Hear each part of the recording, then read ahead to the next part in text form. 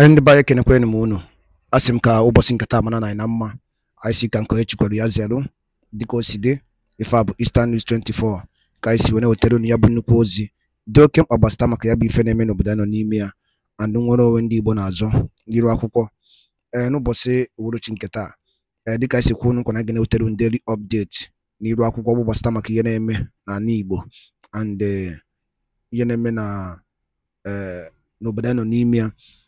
We fair on 9 wako you na fina kwa Sunday Igboho o di foku na keep bazu it's better na Nigeria separate in peaceful makomande kwa mma afwe na ota then o di foku na UK after the protest happened in UK Sunday Igboho called UK Prime Minister na agwea sikewo oboda kita na oka de na bo kwada people na owozogo ya abu afwazi ya no gani ya bive ko ne nantia ko ne no ne ko no ko siwe ku ya onu gese ya bi fona tiera ya lon ko ni fon che ni ro ko basta maka ya bi fe all over to you. About 3 months ago, Bintanyako rejected the bailing condition for Nnamdi Kanu, and she said she want to start, the process of hearing the case without releasing Nnamdi Kanu. So the council told Nnamdi Kanu they went straight to appeal court and they filed an appeal countering what Bintanyako said. Maybe these are the things that Nnamdi Kanu saw, and he was just fed up with the whole process that led him to ask Bintanyako to drop the case against him. So the federal government lawyers did not respond to the Court of Appeal, finding carried out by Nnamdi Kanu lawyers. So yesterday they now responded. So this morning they went to appeal court for the hearing. So appeal court now adjourned the whole thing to 17th of October, where the court will definitely hear everything about the release of Nnamdi Kanu before the case will also continue if the need be. So listen to what the lawyer to Nnamdi Kanu said this morning. Okay, yes, we just finished a matter with respect to Nnamdi Kanu and the federal government. So you recall that we filed appeal against the judgment given by Honorable Justice Bintanyako, 1, rejecting his bail, 2, refusing to declare jurisdiction. So we filed the appeal in this Court of Appeal. So and federal government on their own, they never care to file a response. But in order to frustrate the matter, in order to delay it the more, so that Nnamdi Kanu will suffer the more in the prison, they served us their counter yesterday. So we responded quickly and filed this morning. But the judge said that they needed time to look at all we filed for them to hear it. So we are given 17th day of October to come and hear the entire appeal. And we believe that the judge will see reason with us, and the judges will see reason with us and grant our prayers and set aside those rulings and the judgment given by Honorable Justice Bintanyako Federal High Court for Nnamdi Kanu, who never committed anything, to have his freedom. So that is the position. So thank you. We'll continue to give you updates. Thank you. You are aware of the activities of terrorists in this country. You are aware of persons who have been negotiating with terrorists without the brief of government. And they see these terrorists all the time. You are aware of those who find themselves in the same agitation Nnamdi Kanu was involved in. Today, everybody is free, walking freely on the street.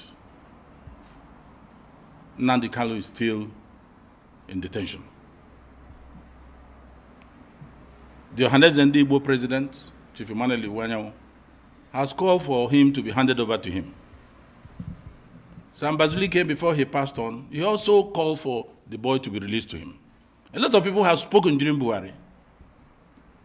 But President Buhari, due to ancient hatred, decided to keep him and castrate him. Recently, the 5 governors came together for the first time after a long time to call for Nnamdi Kanu to be released. I don't know what he did that he should still be there when others are out of prison, out of detention. He merely agitated like others. They had to hijack him in Kenya and brought him here. But the truth still remains that ever since he has been in there, he has denounced all the insecurities, activities that were imported into the Southeast just to make that place uncomfortable. And little thing, it will be tagged to his IPOB. When the prison was attacked, they said it was IPOB. We came first to say no, because all the names involved in those activities at that time were not from that part of the country. So what happened? They had to start recruiting locals, urchins, people without education, without skill. They are now the one doing the operation for them. And then now the Kano has said severally in court that look, that he has no hand even in this. On Mondays in the East, there's no activity. So we are calling for the president to release him. But if you don't want to release him, bring him to Ego Square. Let's use him for barbecue. Let his enemies come and eat from it so that we can close this chapter. There is no reason why Nnamdi Kanu should still be in prison or in detention. See, first of all, I will not respond to the first one in detail because of the source you are quoting.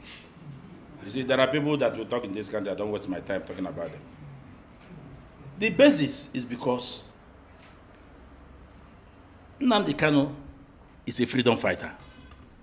There are other freedom fighters in Nigeria who were involved in even worse things, but are free today. Nnamdi Kanu was to be killed in his home. When he was on bail, he escaped. And that was the point the Supreme Court mentioned, that he did not join bail. Even his rendition is illegal and unconstitutional. So, if everybody that have been involved in the past are free on the streets, even Nigerians who meet terrorists on daily basis claiming to negotiate with them for some governments are free, and you don't term those people terrorists, why are you calling Nnamdi Kanu terrorists? Has he met any terrorists? You see, Nigeria is a society that things don't go the same way, different strokes for different people. Nnamdi Kanu's case, I have said it.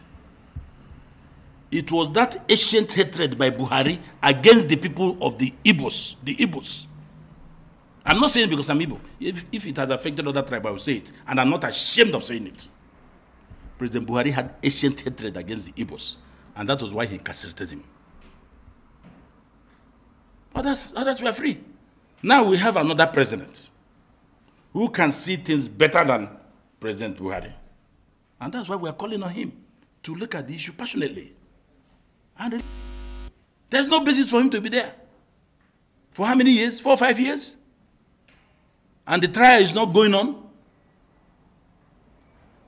And who in the Southeast has come to plead for him, even during President Buhari? He was just smiling it off. We don't bother about him. We knew his position.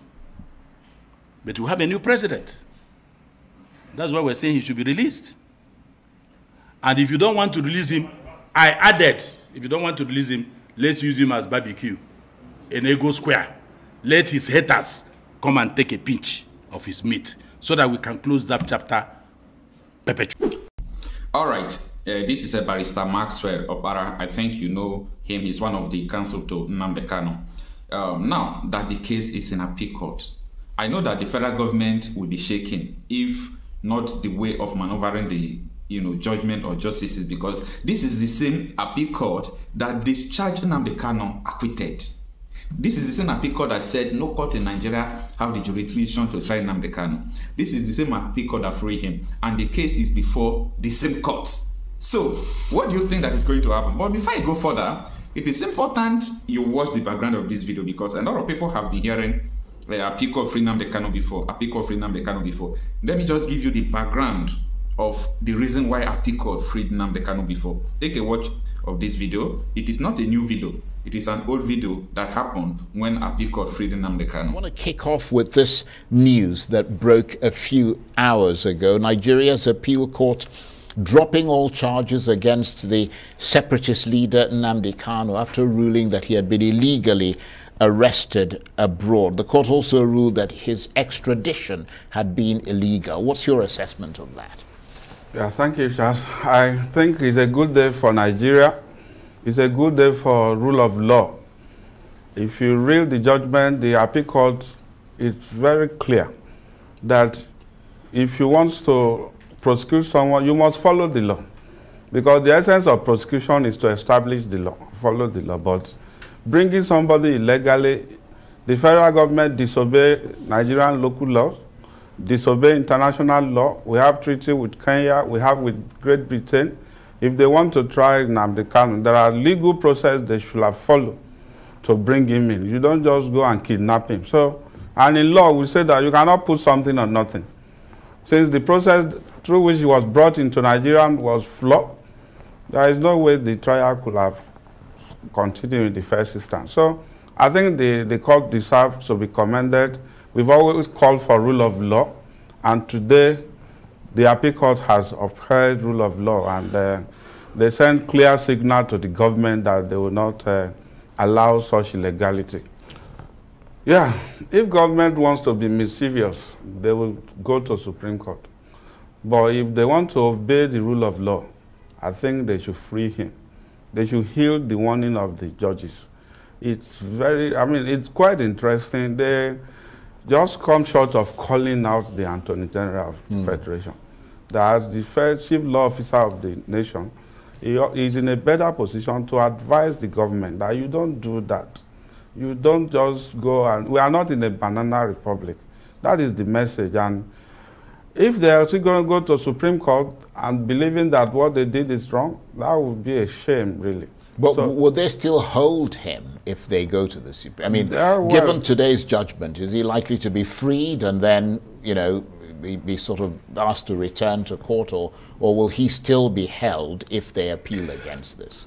Well, from my experience as correspondent who have seen the court for long, I know the tactics employed by law enforcement agency. They want to hold him while they are appealing, even though there is no order of court that said they should. Because ordinarily, like we see in the case of ASU and the federal government, they will need to apply for stay of execution of that judgment while they are on appeal. And even once that has not been granted, they ought to free him, but they will go to court and say, look, if we free him, he might still be a danger to society, and therefore they are not likely to free him. But like Prof said, I think it's a political issue, and I think this judgment provides both the agitator and the government an opportunity to politically resolve this matter. I mean, Kunsiwena esekola ini ya ina Eastern News 24. Ozodi kibia bo acho ima feature ni ru akwụkwọ gbasama ka ya bifino Sunday Igboho na-ekwu si na nke ikpeazụ ya batazi na ya dị egwu ka ife were ekwu nke boyo mo na-ege ntị gwa yi feature ka amari feature n'ụdị nke gị. All right, thank you so much for joining us once again, and thank you for your time. Make a chukwu ka bia ma continue to bless you people. Ise